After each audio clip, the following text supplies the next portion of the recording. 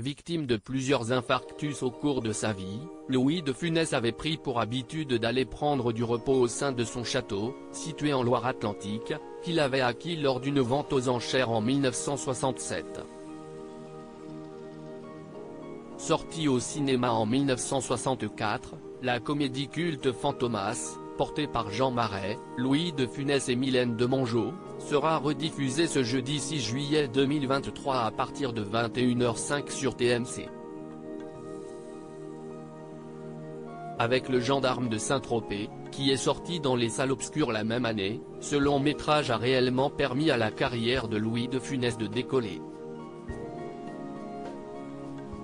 Grâce à sa prestation dans la peau du célèbre commissaire Jouvet, le comédien est enfin devenu une star du grand écran, alors qu'il était pourtant déjà âgé de 50 ans à l'époque.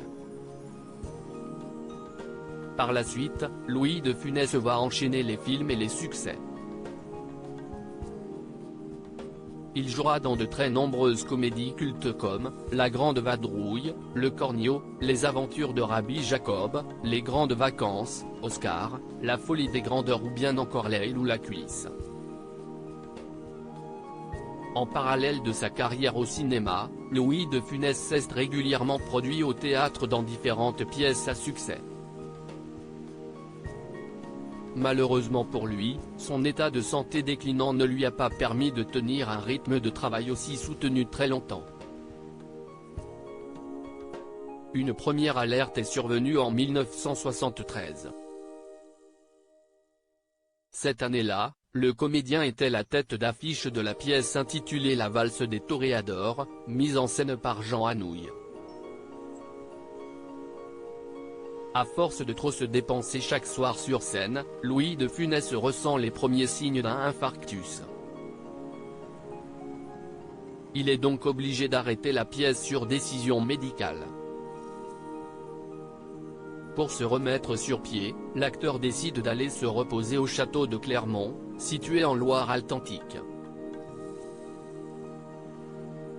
Louis de Funès, son château lui a coûté plus d'1 million d'euros. Louis de Funès s'était porté acquéreur de ce domaine en 1967, dans le but de redonner à son épouse le château de son enfance. Il avait acheté cette demeure aux enchères pour la somme de 830 000 francs à l'époque, ce qui correspondrait aujourd'hui à environ 1,16 million d'euros. Pour restaurer cette vieille bâtisse qui était inhabitée depuis 6 ans, il s'est séparé de sa maison de campagne à Saint-Clair-sur-Epte, mais aussi de son appartement des Terrières. Louis de Funès appréciait le calme qui régnait en ces lieux, loin de l'agitation de Paris, où il ne pouvait plus vivre en paix à cause de sa notoriété.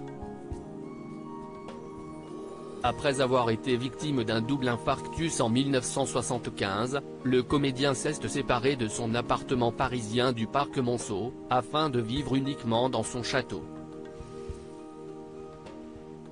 Il y résidera jusqu'à sa mort en 1983, causé par un nouvel infarctus.